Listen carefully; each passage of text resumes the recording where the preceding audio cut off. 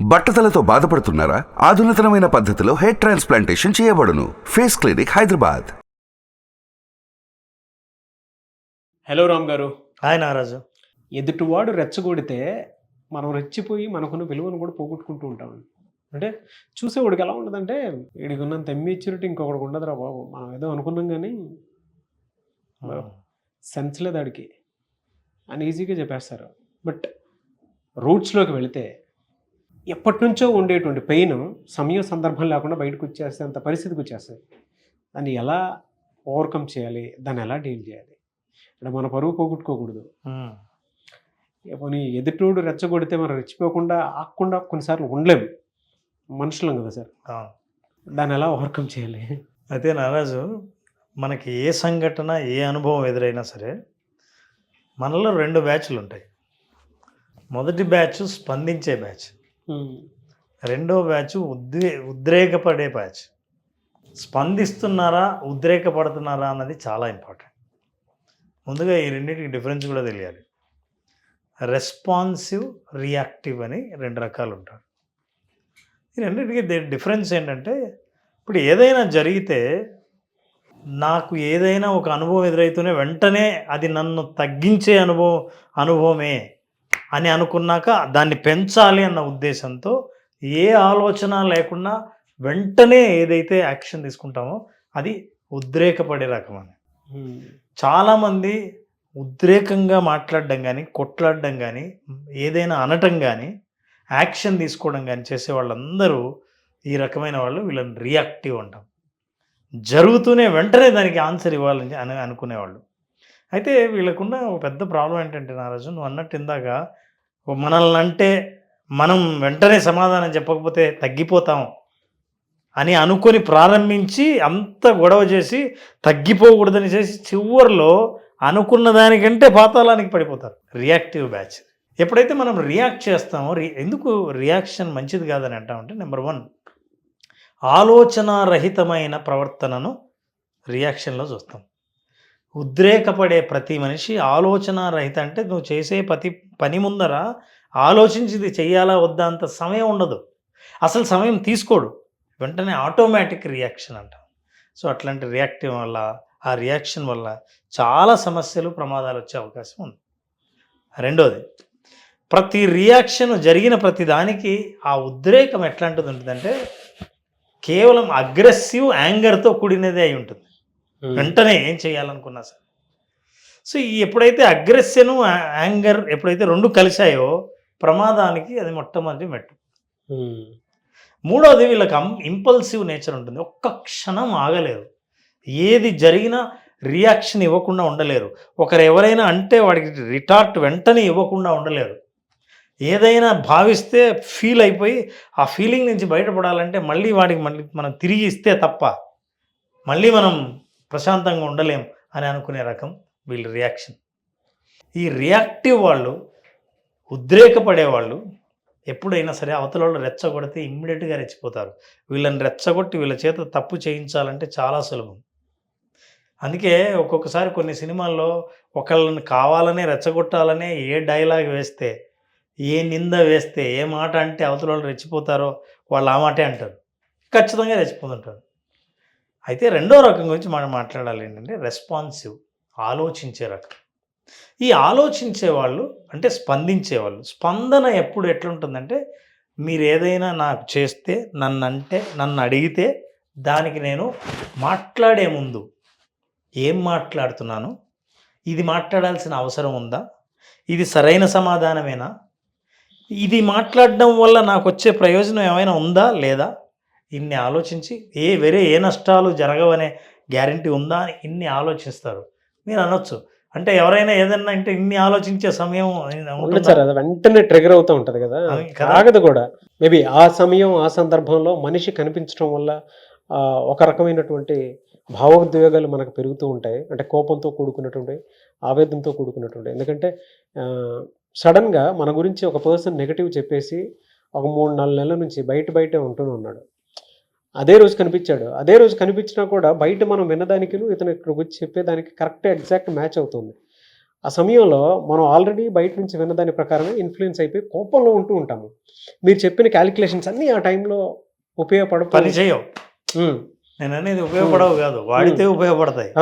వాడవు, పని చెయ్యకపోవచ్చు, పని చేస్తాయి, వాడకపోవచ్చు. అవును, టూల్ అనేది ఉంటుంది, అది వాడితే ఉపయోగపడుతుంది, వాడకపోవచ్చు. నువ్వు ఆ టూల్స్ నీ దగ్గర ఉన్నాయని తెలియకపోవచ్చు. అవును. అందుకనే మనిషికి strong cultural foundation, value foundation ఉండాలి నాలెడ్జ్.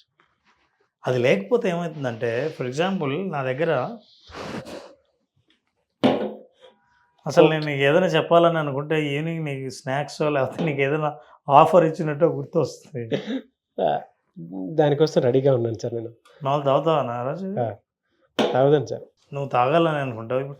ఇది నువ్వు అయితే నిన్నెవరైనా నారాజు నిన్ను ఇలా అంటున్నారు, నువ్వేంటి ఇలా చేసావంటనే, అసలు నిజమేనా అని నిన్ను రెచ్చగొట్టే ప్రశ్నలు నిన్ను వేసి నువ్వు రెచ్చిపోతావా లేదా అని చెప్పి అందరూ సూటిగా నిన్ను ప్రశ్నించి అప్పుడు నిన్ను ఓపెన్ అయ్యమని, నువ్వు ఏం సమాధానం చెప్తావో చెప్పు అని నిన్ను ఓపెన్ కమ్మంటే, నువ్వు ఓపెన్ అయితే నీ పరిస్థితి ఎలా ఉంటుంది అనేది ఇది. అంటే మనిషి దాచుకోలేక బయట పెట్టేసి బరస్ట్ అయిపోవడం, నువ్వు తాగాలనుకునేది కూడా కింద కారిపోయి ఇలా ఉంటుంది. ఈ బర్స్ట్ అవ్వడం నీ వాల్యూమ్ని బట్టి ఉంటుంది. మనం చిన్న క్యాన్లో చేసాం, అదే ఓ పెద్ద ఏరేటెడ్ వాటర్, ఏదైనా కార్బోనేటెడ్ వాటర్ ఉన్న బాటిల్ అయితే ఒక్కొక్కసారి అది ఫట్ మని పగిలిపోవచ్చు కూడా. సో లోపల ఆ రియాక్టింగ్ నేచర్ ఉన్న వాళ్ళు ఇలా స్పందిస్తారు. ఇప్పుడు నా దగ్గర సీల్డ్ వాటర్ బాటిల్ ఉంది, నా వాల్యూస్తో కూడుకున్నది. ఇది స్ట్రాంగ్ కల్చరల్ ఫౌండేషన్ ఉన్నది. వీళ్ళని ప్రశ్నించారు, వీళ్ళని కూడా అడిగారు, వీళ్ళని కూడా వెంటనే సమాధానం చెప్పమన్నారు, వీళ్ళను కూడా ఏ ప్రశ్నలు వేయకూడదో వాళ్ళని కూడా ఇదే ప్రశ్నలు వేశారు. ఎప్పుడైతే ట్రాన్స్పరెంట్గా ఉన్న ఈ వాటర్లో వాల్యూస్ ఫౌండేషన్ స్ట్రాంగ్గా ఉండి వీళ్ళది రెస్పాన్సివ్ నేచర్ అయితే, స్పందించే ప్రవర్తన అయితే, వాళ్ళని తీసి మీరు ఎన్ని చేసినా, ఇది కూడా సీలే, నేను సీల్ తీస్తున్నా,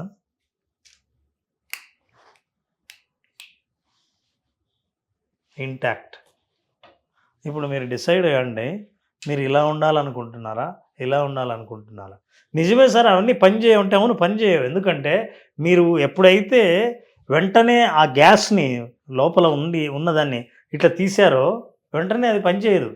కానీ నేను ఇట్లా అన్నా సరే, వెంటనే ఇది తీసినా సరే ఎందుకు పని చేస్తుందంటే, you need to have that orientation. అసలు మనం ఎందుకు స్పందించకూడదు, ఎందుకు రియాక్ట్ అవ్వకూడదు, ఉద్రేకపడడం వల్ల వచ్చే నష్టాలు ఏంటి, అసలు వీళ్ళు ఎలా ఉంటారు, వీళ్ళ నేచర్ ఎలా ఉంటుంది, వీళ్ళ ట్రైట్స్ ఎలా ఉంటాయి, వీళ్ళ లక్షణాలు ఎలా ఉంటాయి. ఫర్ ఎగ్జాంపుల్ ఎవరినైనా సరే ఏదైనా సమస్య వస్తే రియాక్ట్ అయ్యే వాళ్ళు ఏం చేస్తారంటే మనిషినే సమస్యగా చూస్తారు. నువ్వు రెచ్చగొట్టే ప్రశ్న అడుగుతున్నావు, కానీ ఆ రెచ్చగొట్టడం అనేది నేను ప్రశ్న మీదో సమస్య మీద ఆలోచించను, నాగరాజు మీద చూపిస్తాను. వ్యక్తిని సమస్యగా అనుకునే వాళ్ళు ఉద్రేకపడేవాళ్ళు, వ్యక్తిని సమస్యను వేరువేరుగా చూసేవాళ్ళు స్పందించేవాళ్ళు. సో ఎప్పుడైతే నువ్వు ఆ క్వశ్చన్ తీసుకొచ్చిన వాడివే తప్ప, ఈ ప్రశ్న నీ నోటి నుంచి వస్తుంది తప్ప నువ్వు ఆ ప్రశ్నే కాదు అని నాకు ఎప్పుడైతే తెలుస్తుందో నేను స్పందిస్తా. నాగరాజు, నేను నీకు ఓపిక సమాధానం చెప్తా కదా, ఎందుకంటే నేను నాగరాజుకు చెప్పాలి. This is not Nagaraju feeling, it's only it's question. అట్లాంటి ఈ ఓరియంటేషన్ ఉన్నవాడు వెంటనే సమాధానం చెప్పినా సరే ఉద్రేకపడ్డు, స్పందిస్తాడు. ఈ స్పందించే వాళ్ళకి ఇంపల్సివ్ నేచర్ ఉండదు. వెంటనే కాకపోయినా నా విలువని ఇప్పుడు తీసినట్లు అందరి మీద జోక్ వేసావు, నేను వెంటనే సమాధానం చెప్పక్కర్లేదు, ఎప్పుడు చెప్పాలో చెప్తాను.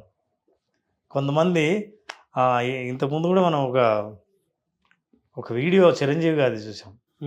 చిరంజీవి గారి వీడియోలో వాళ్ళ డైరెక్టరు గట్టిగా తిట్టాడు.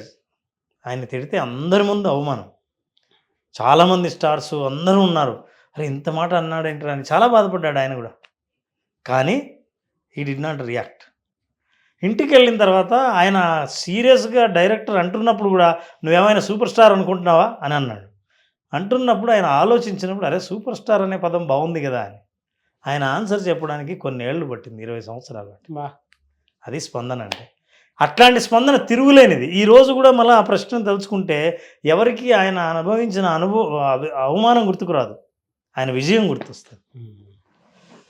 కాబట్టి స్పందించేటప్పుడు మంచినీళ్ళలాగా స్వచ్ఛంగా ఉండాలనంటే మన వాల్యూ సిస్టమ్ స్ట్రాంగ్గా ఉండాలి. ఓపిక, సహనం, ఓర్పు, సహనం ఖచ్చితంగా ఉండాలి. ఇవన్నీ వాల్యూస్. అయితే ఇప్పటికిప్పుడు సమాధానం చెప్పి మనం ఏంటో ప్రూవ్ చేసుకోవాలనే ప్రయత్నంలో ఆ ఇన్సిడెంట్ ఎండ్లో నిన్ను నువ్వు ప్రూవ్ చేసుకోకపోగా అంతకు ముందున్న పరువు కూడా తీసేసుకోవడం తప్ప వేరే ఏం జరగదు. ఇందాక నువ్వు ప్రశ్నలో అన్నట్టు ఇదేంట్రా వీడు నేనేదో అనుకున్నాను కానీ ఇట్లా అయిపోయాడేంటి అని. సో రియాక్ట్ అయ్యే ప్రతి ఒక్కరూ తెలుసుకోవాల్సింది ఏంటంటే ఇది చాలా తొందరపడి మనం చేసేది. ఈ ఆలోచించడం అనేది అలవాటుగా మార్చుకుంటే నారాజు 2-3 సార్లు ప్రయత్నిస్తే 4వసారి ఇట్ బికమ్స్ ఎ హ్యాబిట్. అంటే ఎవరికైనా ఏదైనా సరే ఇప్పుడు నీలాగే చేతులు కట్టుకొని ఆలోచించి తర్వాత నిదానంగా ఆన్సర్ చెప్పే స్థితి మనిషి పొందగలుగుతాడు. ఆ వాల్యూస్ని కూడా నేర్చుకోగలుగుతాడు. అట్లాంటి వాళ్ళు సమాజంలో ఎప్పుడూ తమ విలువను తను మోస్తూ ఉంటారు. అందులో వీళ్ళకి సెల్ఫ్ అవేర్నెస్ ఎక్కువ. వాళ్ళ గురించి వాళ్ళకి బాగా తెలుసు. మీరు అన్నా సరే నేనేంటో నాకు బాగా తెలుసు అన్న క్లారిటీ ఉండడం వల్ల వాళ్ళు ఉద్వేగపడరు, రెచ్చగొట్టినా రెచ్చిపోరు, కోపం తెప్పించినా కోప్పడరు. Very good analysis and very good knowledge. Thank you sir. Thank you so much Ram గారు. Thank you Naraj. చాలామంది విజువలైజేషన్ క్లాస్ బేసిక్ ఎప్పుడు ఉంటుందని చెప్పేసి అడుగుతున్నారు. వాళ్ళ జీవితాల్లో వాళ్ళ కెరీర్లో లైఫ్లో సక్సెస్ అవ్వాలి అనుకున్నటువంటి వాళ్ళు ఎవరైతే ఉన్నారో ఈ విజువలైజేషన్ క్లాస్ని అటెండ్ అవ్వాలి అనుకున్నటువంటి వాళ్ళు చాలామంది అడుగుతున్నారు నెక్స్ట్ బ్యాచ్ ఎప్పుడు ఉంటుంది బేసిక్ క్లాస్ అని చెప్పేసి. ఎక్కువ మంది ఇంట్రెస్ట్ చూపిస్తున్నారు. సో మిమ్మల్ని అప్రోచ్ అవ్వాలంటే ప్రాసెస్ ఏంటి, అండ్ కొంతమంది అపాయింట్మెంట్ తీసుకుని పర్సనల్గా కలుద్దాం అనుకున్నటువంటి వాళ్ళు కూడా ఉన్నారు. వాళ్ళకు కూడా మీరు టైం ఇస్తారా? కలుస్తున్నాం నారాజు, వాళ్ళకి టైం ఇస్తున్నాం, అపాయింట్మెంట్ ఇస్తున్నాం. చాలామంది నేరుగా కలుస్తున్నారు అంటే అటెండ్ అయిన వాళ్ళు కూడా. సో ఈ ప్రోగ్రామ్ బేసిక్ ప్రోగ్రామ్ అటెండ్ అవ్వాలని అనుకున్న వాళ్ళు ఏప్రిల్ 20వ తేదీన విజువలైజేషన్ బేసిక్ క్లాస్ జరుగుతుంది. అసలు ఈ విజువలైజేషన్లో లైఫ్ పట్ల ఉన్న ఇందాక మనం మాట్లాడిన ఎమోషన్స్ కానీ, లైఫ్ పట్ల పూర్తి అవగాహన కానీ, లైఫ్ డైరెక్షన్ వెళ్తున్న డైరెక్షన్ని తను అనుకున్న డైరెక్షన్లోకి తీసుకెళ్ళడానికి కావాల్సిన మార్గాలు కానీ తెలుసుకోవాలనుకుంటే విజువలైజేషన్ బేసిక్ క్లాస్ అటెండ్ అయినప్పుడు ఇట్స్ అ కంప్లీట్ లైఫ్ అంటే ఏంటనేది you can see that. April 20వ తారీఖు మీరు గనక బేసిక్ విజువలైజేషన్ క్లాస్కి అటెండ్ అవ్వాలి అనుకుంటే స్క్రీన్ మీద మీకు కాంటాక్ట్ నెంబర్ కనిపిస్తుంది. దానికి మీరు కాల్ ఆర్ మెసేజ్ వాట్సాప్ చేసి ఎన్రోల్ చేసుకోవచ్చు. లేదు అని అంటే పర్సనల్ అపాయింట్మెంట్ తీసుకుని రామ్ గారిని కలవాలి అనుకుంటే కూడా స్క్రీన్ మీద కనిపిస్తున్న నెంబర్ సంప్రదించండి. జీవితంలో మీరు అనుకునేటువంటి విషయాలు ఏదున్నా సరే మీరు సాధించాలి అనుకునేటువంటి వాళ్ళకి మీకు ఒక గైడ్, కోచ్, మెంటర్ అవసరం చాలా ఉంటుంది. మనం అనుకుంటాము అందరూ అలా ఉండే వచ్చారా అని అంటే ఒకప్పుడు అన్ని డిస్ట్రాక్షన్స్ కానీ అంత బయట ఇన్ఫ్లుయెన్సెస్ కానీ లేవు. మన ఇంట్లో అమ్మమ్మ తాతయ్య చెప్పేటువంటి అనుభవాలు ఉండేవి కాబట్టి దాని నుంచి బయటపడు. ఇప్పుడు అలా కాదు. ప్రతి ఒక్కరిది ఇండివిజువల్ లైఫ్ అయిపోయింది, ప్రైవేట్ లైఫ్ అయిపోయింది. అండ్ జీవితాన్ని ఎలా ముందుకు తీసుకెళ్ళాలి అనే దానికి ప్రతి చోట మనం చూసిన సమస్యగానే కనిపిస్తుంది. ఆ సమస్యల సొడిగుండం నుంచి మీరు బయటపడాలి అనుకున్నా, మీ జీవితాన్ని ఉన్నతంగా మార్చుకోవాలి అనుకున్నా కూడా రామ్ గారి విజువలైజేషన్ క్లాస్కి అటెండ్ అయితే మీకు క్లారిటీ డెఫినెట్గా వస్తుంది. ఆల్రెడీ చాలామంది అచీవ్ చేసినటువంటి వాళ్ళు ఉన్నారు. సో మీకు కూడా ఒక మంచి అవకాశం. స్క్రీన్ మీద మీకు కాంటాక్ట్ నెంబర్ కనిపిస్తుంది, విజువలైజేషన్. దాన్ని మీరు కాల్ ఆర్ మెసేజ్ వాట్సాప్ చేసి వెంటనే ఎన్రోల్ చేసుకోండి. ఎనీవేస్ థ్యాంక్ యూ అండి. Thank you so much Ram గారు. Thank you Naraj. ఈ వీడియో లైక్ చేయండి, షేర్ మాత్రం తప్పకుండా చేయండి. ఇలాంటి మరిన్ని వీడియోస్ కోసం మా ఛానల్ ఫాలో అవ్వండి. Thank you. సుమన్ టీవీలో మీ పర్సనల్ అండ్ బిజినెస్ ప్రమోషన్స్ కోసం కింది నెంబర్కి కాంటాక్ట్ చేయండి.